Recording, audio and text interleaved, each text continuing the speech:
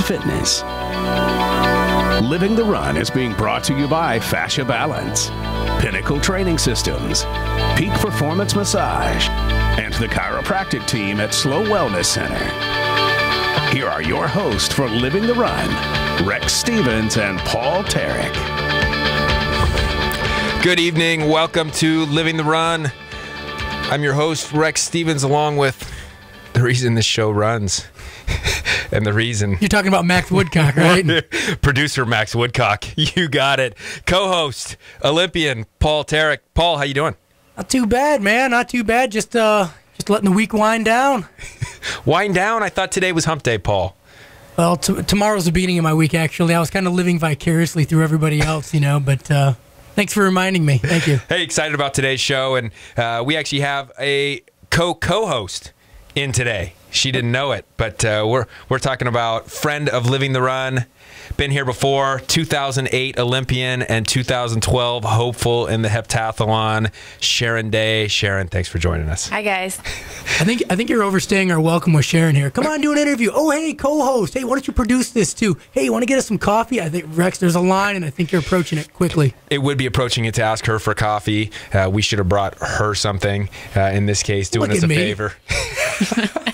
Like it was my job. I didn't know. I didn't look at the dry erase board. The first thing we got to say is to former host and starter of Living the Run, Ryan Ferran. Last time Sharon was in studio, there was big talk about how dirty your hands were, Paul. Because I worked, I did stuff. I do manly things. He gets his nails done. Well, I don't know if that's actually true. Don't quote me on that. That's just speculation. But yeah, it was a hotly debated subject on our show. Sharon, talk to us a little bit about how your training's going. We got June 29th and June 30th up in Eugene, Olympic trials. I know you got to be getting excited, just a couple weeks away. How's training thus far? How's the health of the body, and how things going? Training is going great right now. My body feels so good. I'm ready to go. I'd be ready if it was tomorrow. Can't wait. That's an interesting point. When it comes down to it and we're a couple weeks away and you feel ready, how do you approach the practices coming in here to make sure that what you feel today is the same as what you will feel in a couple weeks? Definitely a little bit more volume this week because I still have 2.5 weeks until I compete, and just making sure the intensity is up throughout practice, and that I'm getting quality as opposed to quantity right now, just staying sharp. What does that look like in the practice? Is that change in duration of what you're doing out there? I know that a lot of times you've been training a couple times a day, doing different types of workouts, weights, maybe throws in the morning, runs in the afternoon, what have you. Does that change? Do we go down to one time a day? Do we still go out there a couple times a day? What's duration? What are the sets, the reps look like? Yeah, it's definitely shorter right now. Like I said, quality as opposed to quantity. Practices are a little bit shorter, but a little bit more intense at the same time. So we're trying to do less reps, but make them all really good. Got it. In 2008, you went to the Olympics for the high jump. You switched it over to the heptathlon. Switch. Big switcheroo, but hey, switcheroo, success, none the same. Yep. National champion this year, earlier in the year, obviously succeeding, improving. What's the difference in the mindset maybe going in as a multi-event versus going over as a single-event athlete, potentially here in the Olympic trials and then the Olympics? Well, I think it's still very similar. I know I have 6 more events to worry about now, but that's why I like the heptathlon, because there's so much variety. It's not all riding on one thing, one event, one jump, So it's the same preparation, same focus, same, you got to get pumped up, got to be ready to go, and just make it happen when the day comes. I think the multi-events are a lot more difficult in the regard that you don't have a trials and a final. The individual events have a trial and a final, and you got to go, and it's you don't have to be at the top of your game on the trials day. You just have to be consistent and solid, and then it's so you kind of almost get 2 opportunities to compete on that stage. You get the trials portion, and then you get the finals portion. Where the multi events go, you go out there, the gun goes off, and your performance is just what your performance is. There isn't a, oh man, I had a little bit of an off day. Yeah, when the finals get here, I'm going to do that, because when you get there and the gun goes off, you're in the finals. You're listening to Living the Run here on 1280 ESPN Radio, The Ticket. You can find us on livingtherun.com. We're talking to Olympian Sharon Day, who's set to hit the Olympic trials on June 29th and 30th up in Eugene, Oregon. You can take a look, too. Sharon, I know we've talked about sponsorships on this show, getting people to join what we're trying to do here on Living the Run. I know ASICS has sponsored you, and we put a video up. How much fun is it doing those videos? Is it fun at all? How many takes does it take to make this video? If you guys check it out on livingtherun.com, ASICS did a pretty cool photo shoot video with Sharon. Are those things fun? And again, do they take up a whole day? Is it a true practice session, or is that just totally rigged photo shoots for your javelin throws, for your running up steps and all that kind of stuff? No, that was like a full day. That was more than a full day of event work in a lot of different events, but it was a lot of fun. I love doing that stuff, where they fly me out to wherever and say, we're gonna video, we're gonna take photos of you, to put on our website for the fans to see, for promotional type stuff. So I think that's really cool. It's a fun part of my job that I do, so I love it. The photo shoot was very interesting. They asked you a couple of questions, and they asked you, what was your favorite event of the 7 events? And obviously, you had to be partial to the high jump going to the Olympics in 2008. But, maybe what is an event that when you first took on the heptathlon that you really was more frustrating than anything, but that you've learned to kind of enjoy a little bit more? Definitely the shot put. It was by far my least favorite event when I first started, even more than the 8, because the 8, it sucks, it's hard, you get tired, that type of thing. But shot put was so frustrating, and it's so, when you're just learning something, when it's so much failure before there's success, it's really hard. Coach Harry Mara was on the show last week, and he talked a little bit about something similar with you, Paul, wasn't it? He was talking to shot put. I haven't found the success yet. I was stuck on the failure mode, and I just never. It was like right at the end of my career, I just started to see a little bit of light when it was like, boom, book got closed. But no, it's funny. I actually remember. I remember you when you first started throwing shot put, and it wasn't pretty. They were always the thing is, you got to find meaning in what you're doing, and you have to find a kind of what makes sense to you. Mm-hmm. And I think that was a lot of it. Everybody has their advice. I remember standing out there saying something, and everybody else had their input, but it was just watching your gears turn in your head and watching you try to figure it out. It was one time would be like, oh, that looked almost right, and then the next time would be like, oh man, you need to go all the way back to the drawing board. Yep. Talk about your relationship with your coach. We talked to Coach Harry last week, and I know you've had Coach Jack, for a while. How does the relationship between your coach change as now a professional athlete to when you were in college on a team like Cal Poly? Is there any changes there? How did you choose Jack? How has that relationship unfolded over several years now as a pro? I've had a great relationship with Jack from the beginning of when we started working together. And kind of my post-collegiate career after Cal Poly was when I really started focusing on the heptathlon, and so that's when we started spending a lot more time together and a lot more hours on the track and everything like that. But it's worked out great between us. He knows what I need as an athlete and how I operate, and so I think he's really in tune with that, and it's able to gear my training and everything towards that and make sure that I get what I need for me. Was there are there ever any incidents like what Paul would have with Coach Mara there, where people would describe just almost just an utter fiasco out on the track, where Coach walks one way and Paul walks the other way? I remember witnessing a few of those. Is the relationship a little calmer between the two of you? Yeah, I'd say definitely calmer. She just doesn't yell as much. That's all it is. She just doesn't yell. She still throws stuff. Don't let her lie to you. Yeah, I throw javelins and shot puts where they're supposed to be thrown in the sector. Yeah, it was training was a different world for me, and it was funny because you were always very very reserved, very quiet, just coming out and getting the work done. And I said, hey, that works for her, but for me, I'm gonna go ahead and toss this implement here, this piece of equipment over there, and run around like a 2-year-old having a tantrum, and then curl up in the fetal position and take a nap over by the discus sector. Hey, we got a girl on the line that we're going to come back to. We're going to take a quick break. Knows both of you. Kacie Fischer, former track athlete at Cal Poly, is now doing something straight out remarkable. I think she's actually got even a competition lined up that she'd like to take Paul in now that Paul just got new skates he was telling us about last week. So why do I tell you anything? Back in moments with Kacie Fischer. You're not going to want to miss this story. You're listening to Living the Run on Hey, Kacie. Kacie. Come on, Max. Kacie. Hello. Kacie. Hello? Kacie Fischer. Hello, I'm sorry I'm calling so late. My phone died on the road. Hey, it's perfect. No big deal. We got you on now. We just went to a quick break, and we'll bring you back in just like 1 minute or so. How'd it go today? Today was a rough day. How many miles did you get in? 66. Holy smokes. Downhill side of the Rockies? Paul wants to know if you're on the downhill side of the Rockies yet. You know, I've been imagining this whole thing being downhill, and I don't know if that's working out for me.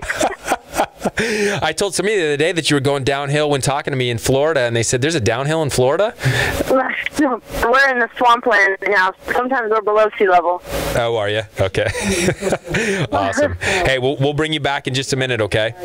Awesome. Thank you so much. Okay, cool. Oh, freak. That was like, she only started like, what, 2 weeks ago?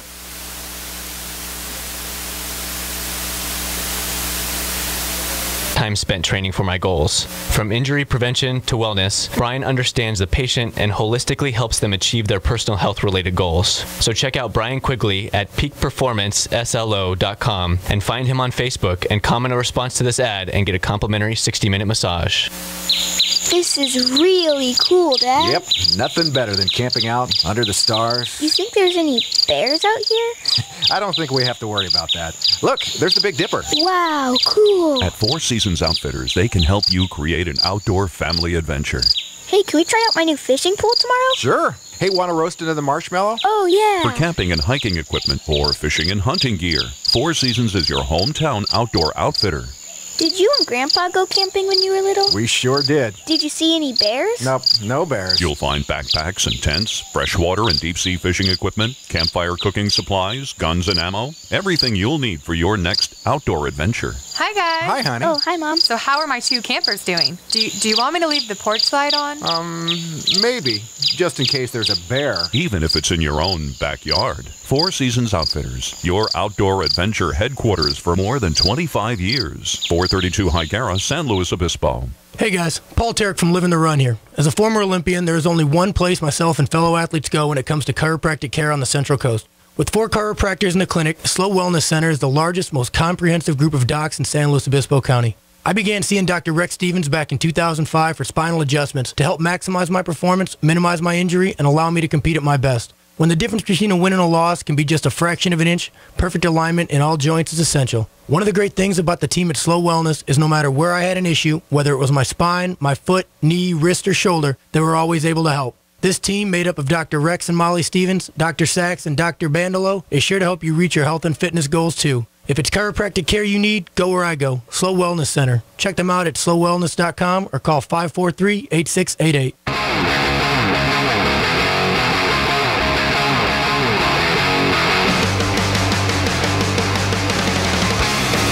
Back with Living the Run. Back in studio with 2008 Olympic high jumper, set to be 2012 Olympic heptathlete Sharon Day. And yeah, Paul is in studio as well. We are set to have an awesome guest on here.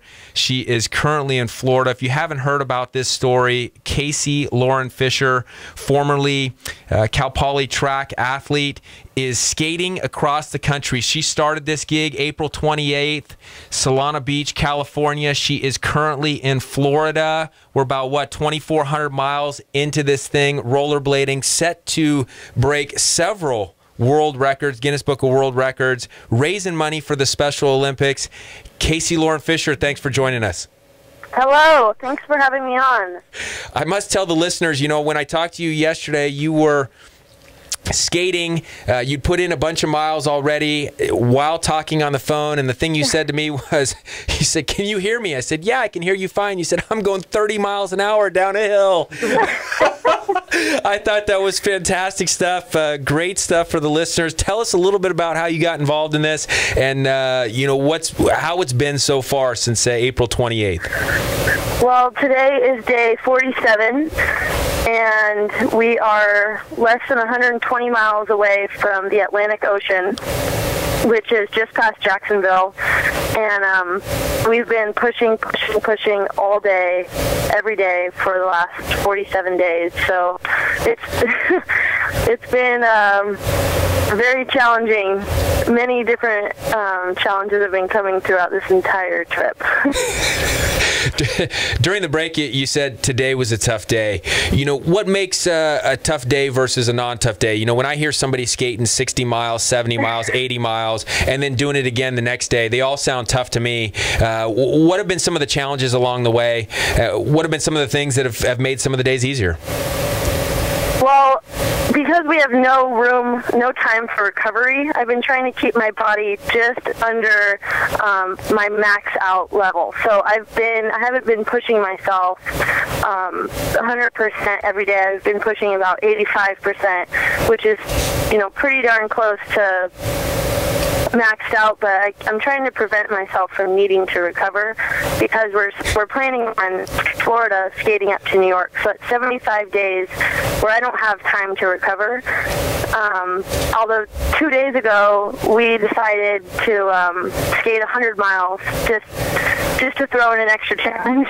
So the last 3 days we've skated we've skated about 250 miles, and we're coming kind of in a final kick because one of our Guinness World Records is fastest crossing of America on inline skate. So because we're so close, now we're starting to really kick butt and just kind of max out our physical potential every day. So today was hard because I have 250 miles on my legs just in 3 days, and we went through Tallahassee, Florida yesterday, and I don't know if it was the small rolling hills, the mileage, the amount of time we put on, but today was rough.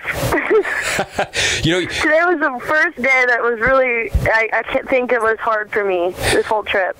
You're listening to Living the Run here on ESPN 1280, The Ticket, and you're hearing Kacie Lauren Fischer talk. You can find her on Facebook. She's got Live, Give, Skate route up there, so you can follow her along through this journey. One thing that the listeners need to know is that one time not too long ago, doctors told you that you would never run again, kind of diagnosed you with an exertional compartment syndrome, had trouble using your legs for a long time. Talk about that, and talk about the journey back there, the mental fortitude it took to not only get you back, but now doing things that most people can't even imagine. I'm a firm believer that things happen for a reason. And back in 2005, I started having heart failure, which led into compartment syndrome in my legs, like you were talking about, and I couldn't walk. I actually had to shuffle my feet when I would move around for a couple months. And I had multiple doctors tell me I was never going to run again. That's when I stopped running track at Cal Poly, and they said, just get over it. Get over it. You're never going to run again. And I didn't give up. I didn't believe them. And I said, okay, what do I have to do?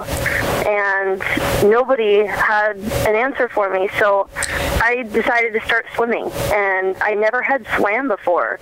And I still couldn't use my legs. I actually had to shuffle to the edge of the pool and fall into the water. I almost had to check the water with my shoulder and drag my legs through the pool and use my upper body. And I think that I had, even though I was using my body, I was pumping fresh blood through my legs, through my feet, and through a couple months I was able to walk again, and started getting a lot healthier. And actually 9 months after that doctor told me I was never going to run again, I ran a marathon, my first marathon, where I qualified for the Boston Marathon. So running that race and qualifying for Boston, it taught me that I could do anything as long as I didn't give up. So you're listening to Kacie Lauren Fischer. She's skating across the country right now. She's gone about 2,400 miles, set to break all kinds of records. I think, you remember Paul Terek. Paul just talked to us last week about getting a pair of skates, and I think Paul has potentially a challenge for you. Why do you do this, man? Why, Rex, with the doing of Bring it on, Paul. I'm not challenging anybody. He's just like Ferran. He tries to get me beat up by an MMA guy. He's like, oh, he thinks he can take you. Well, Kacie, what do you remember most about Paul? Because what you told me had me in hysterics. Oh, no. I said, of course I remember Paul with his shirt sleeves on his head, running around the track practicing for the pole vault. Yeah, exactly. That about sums up my career, exactly. That's all it was, right? And I only like to hang out with trendy athletes. Yeah, bingo, right there. I was setting a fashion trend right there. I recycled my shirt sleeves. Hey, Kacie, why the Special Olympics? Why does that touch your heart? Why are you raising money for those guys, and you selected them as the folks you wanted to represent during this big challenge? Mike, I was originally introduced because I have a cousin that is involved with Special Olympics. So that's how I learned about the program. And I started teaching track when I was at Cal Poly. That's how I was even introduced. But as I decided I'm going to take on this challenge, it almost hand in hand with what you said for Special Olympics, because that's exactly what those athletes deal with. Challenges, problems, people saying you can't do it, and doing it. And I fully support athletics, bettering yourself, and that's what the Special Olympics encompasses to me. Sharon Day, a former Olympian, was in track, similar time to you at Cal Poly. She's looking to go to those next Olympics. I heard Sharon say that, London is on her mind, and then Brazil in 2016. But her competitive look. She's going to be taking a big look at your world records, I think, here, and just already kind of scouting out what kind of pace you might have been at. And I think she's looking hard. I mean, you're not in studio, but I'm telling you, I look right at Sharon. All I can see is competition there, looking to break Sharon. and thrash. And I know Sharon, and I know that if she even thinks about putting skates on, she's going to beat me. So bring it on, Sharon. I will get you your skates from Inline Warehouse, okay? So you tell me where. All right, Kacie.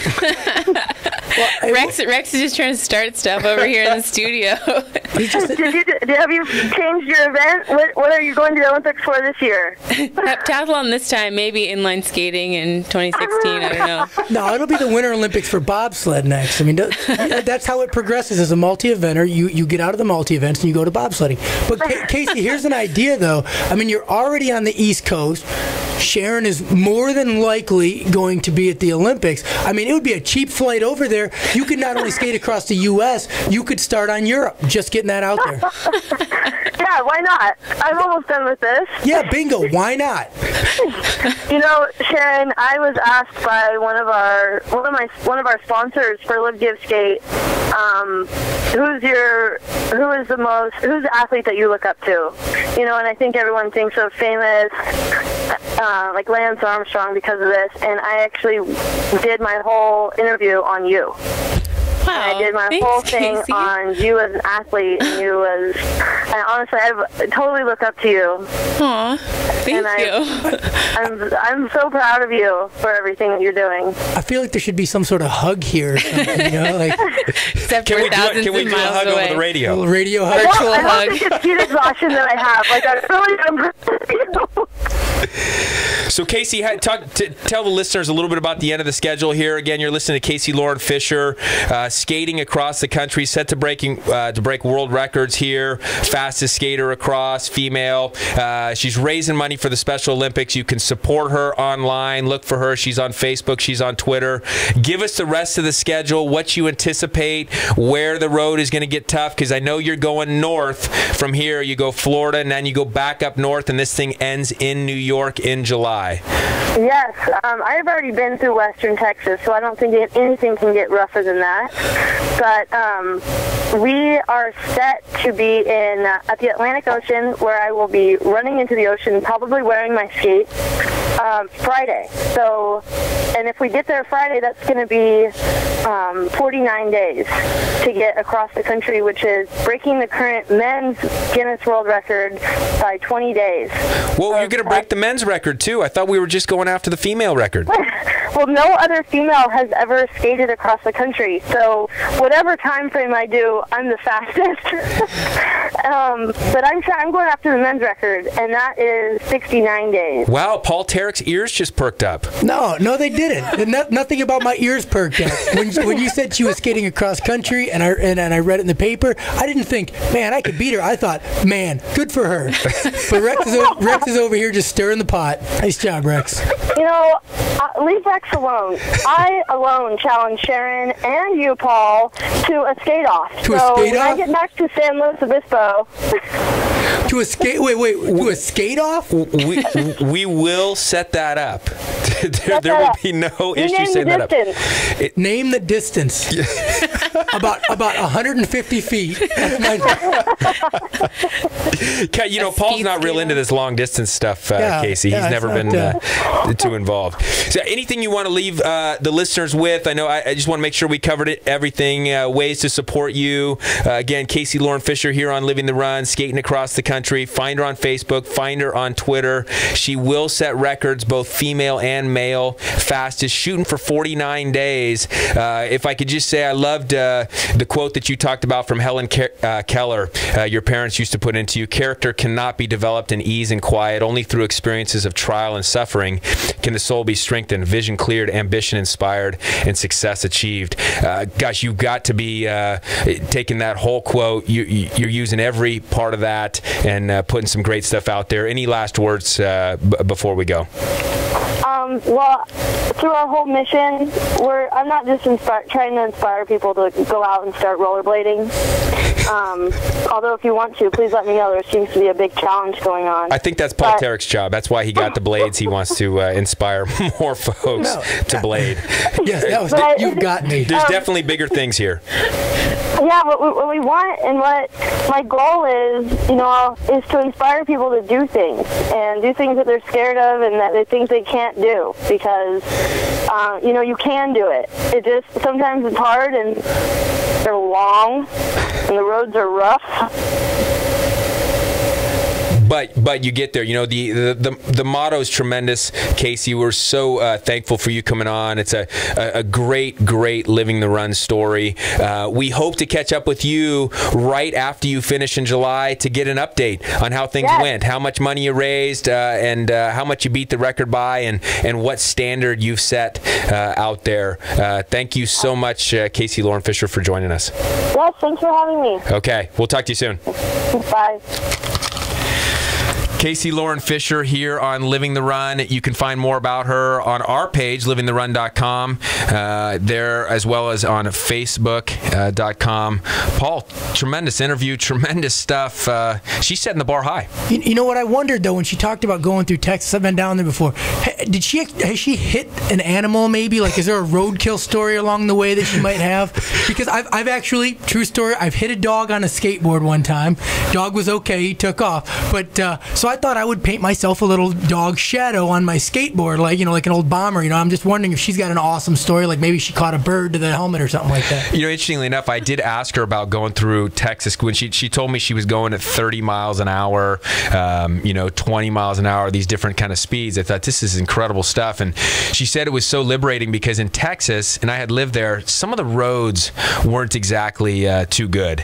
And she said at times they could only go no more than 2 to 3 miles an hour. Things were so bumpy, so rocky, just kind of so junky. And you can imagine trying to, just grind out 50, 60 miles at 2 to 3 miles an hour. I mean, it's not productive. It's not fun. Not in that smog, not in that heat. Definitely endurance and perseverance. You take them skates off, and you got to think your feet are vibrating for like days after a road like that. I skated 50 miles on gravel essentially, and I've driven through Texas a couple times, and I just think like the end of the evening when most people will be relaxing, going, man, I really accomplished some stuff today. Her feet are probably just like Hey, we want to get a little bit more, a couple quick questions from Olympian Sharon Day before she goes. Let's take a quick break. We'll be back more with Sharon Day.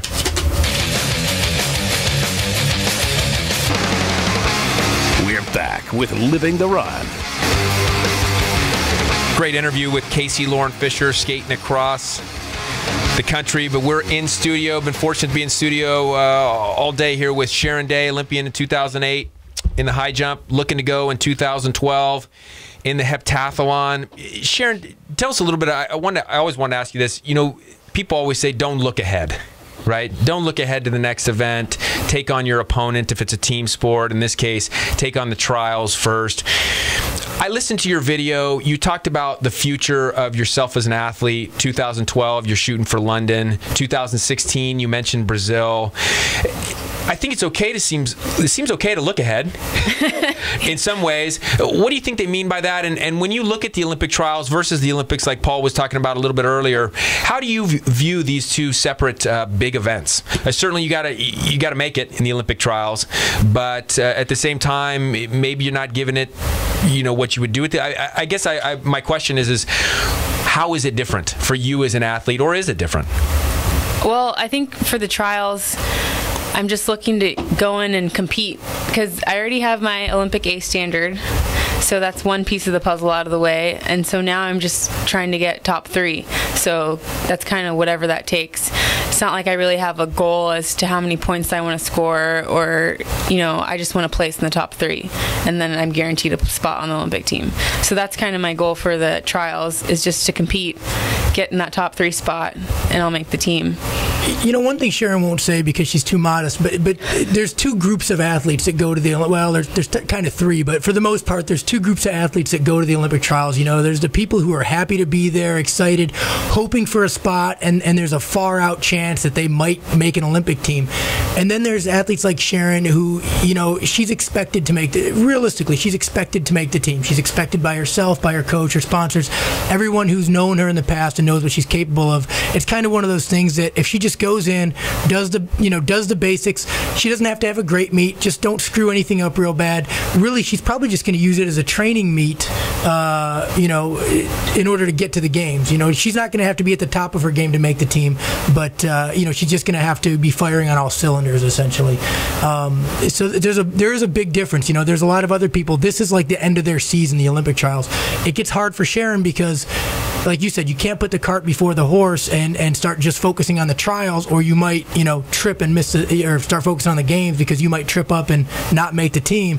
But at the same time, you can't put all your focus on the Olympic trials and say, I really got to go, because then you're going to be exhausted after the trials and not ready for the Olympics. So you listen to Living the Run here on ESPN 1280 The Ticket. We got Sharon Day, Olympian, in studio. Sharon, take that then to what you learned in 2008 from those Olympics, the pressure that comes with your first Olympics, going now, different, you're doing the heptathlon instead of the high jump, but now you're in your second Olympics. Does this help? Does it not matter? How does it go in? Do you feel that the pressure has decreased? Do you feel like the experiences were so valuable? And what were those experiences that may be valuable that make it easier to transition into London? It's definitely, having competed in the Olympics in 2008 and the trials in 2008 makes this upcoming trials a little bit less pressure. I mean, there's still pressure, and I'm still going to be nervous. I'm still going to have a lot of nervous energy and stuff like that.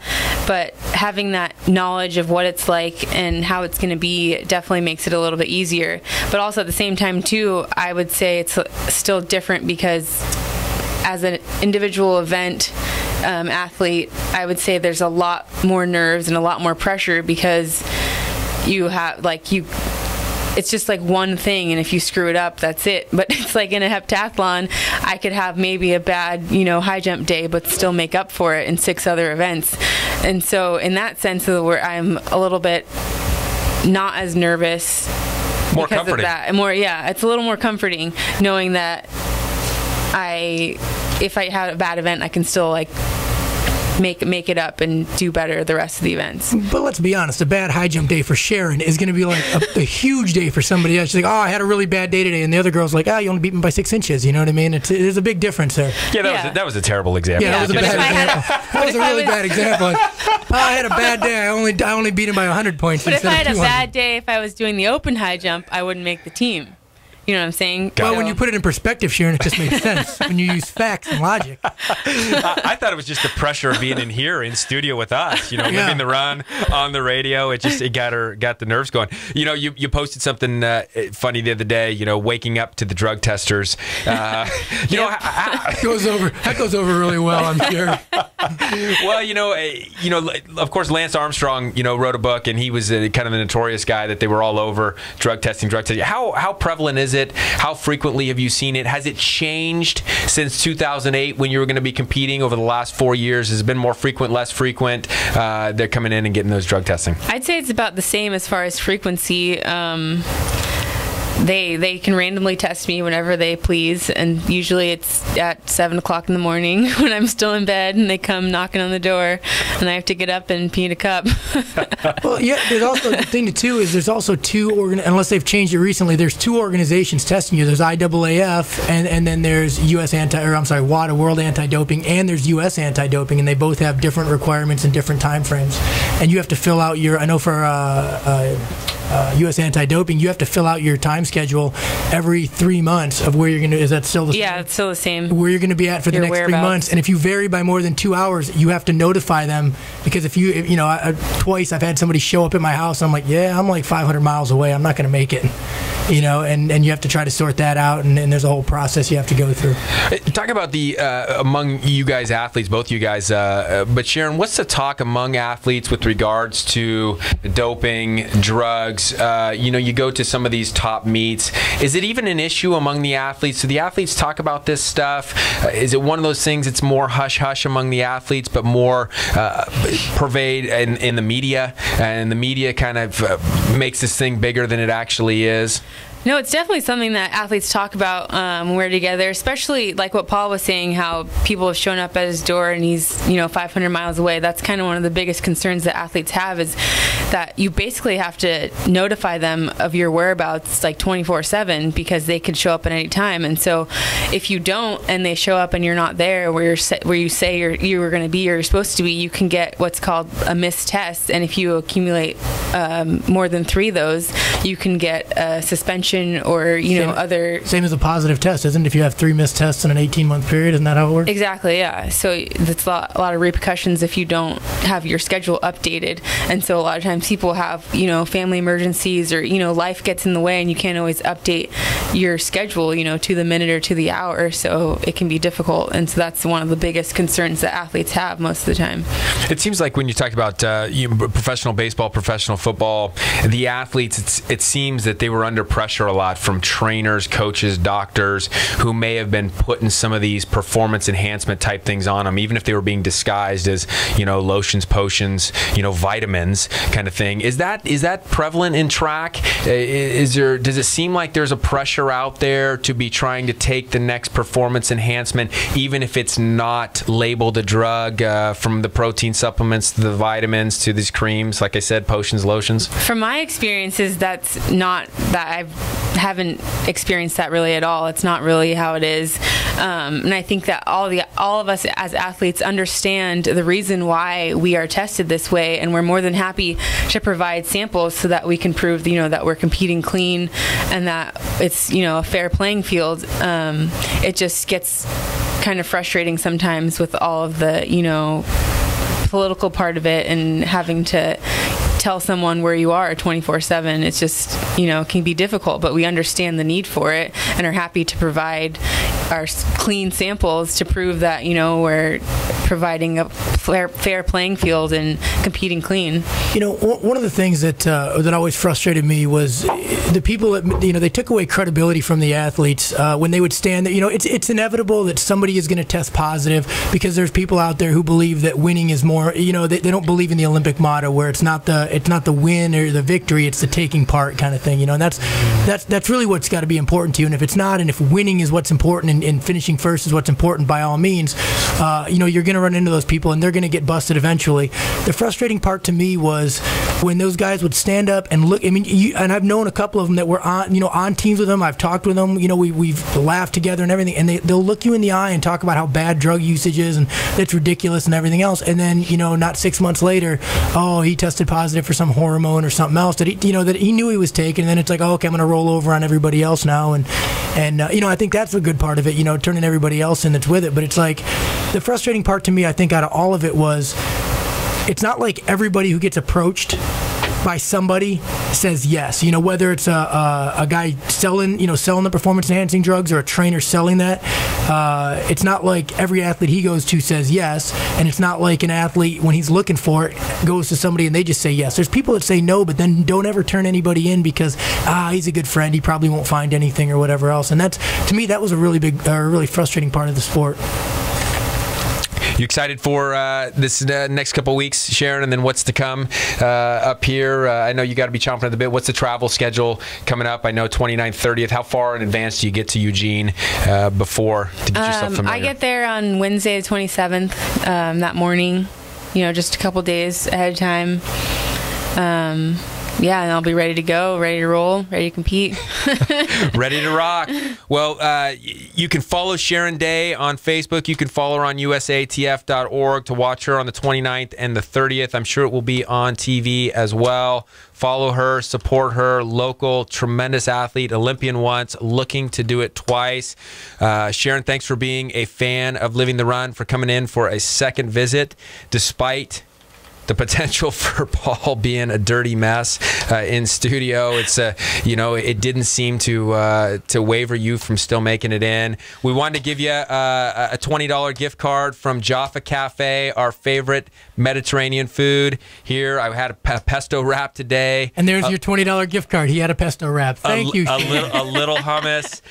Don't let Dan use it all. You are the working athlete. You are the one that needs the fuel in those muscles. Again, thanks so much for joining us in studio. A pleasure. Paul and I will be back to wrap up the show in moments.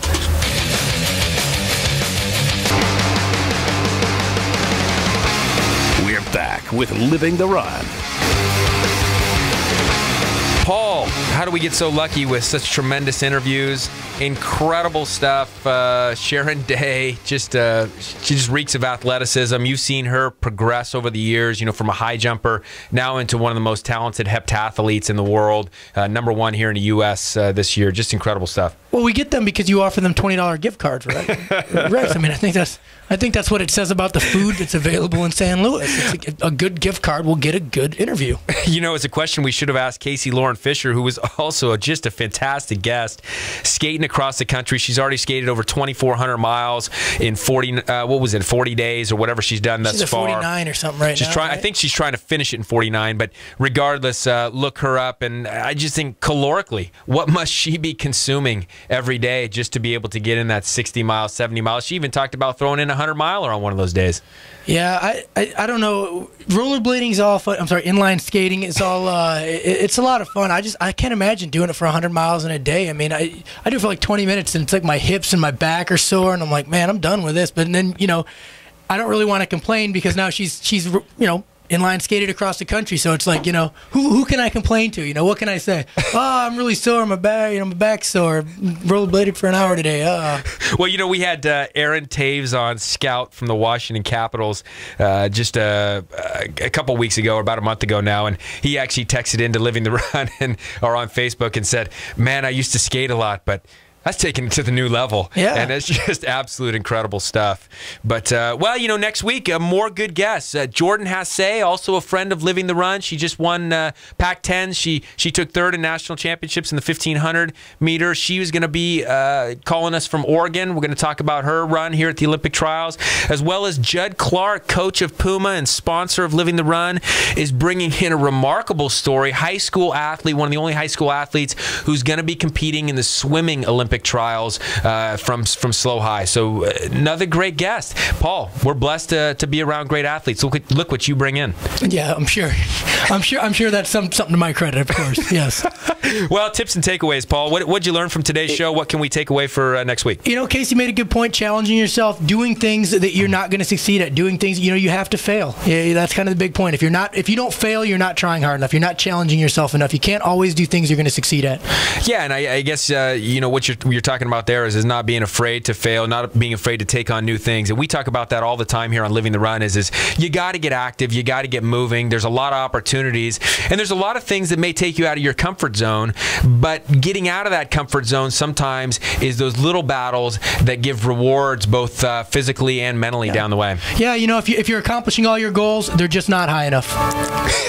You know, and I think she actually said something like that. You know, you're absolutely right. Once you reach one, you go to the next. Again, thanks to Kacie Lauren Fischer for talking to us out there in Florida. Good luck to her the rest of the way. We'll check in with her in July. Thanks to Sharon Day, Olympian. Thanks to all our sponsors. Next week, again, Jordan Hasse, Judd Clark, and an Olympic trial swimmer from the high school. Folks, remember, live bold, live healthy, live the run.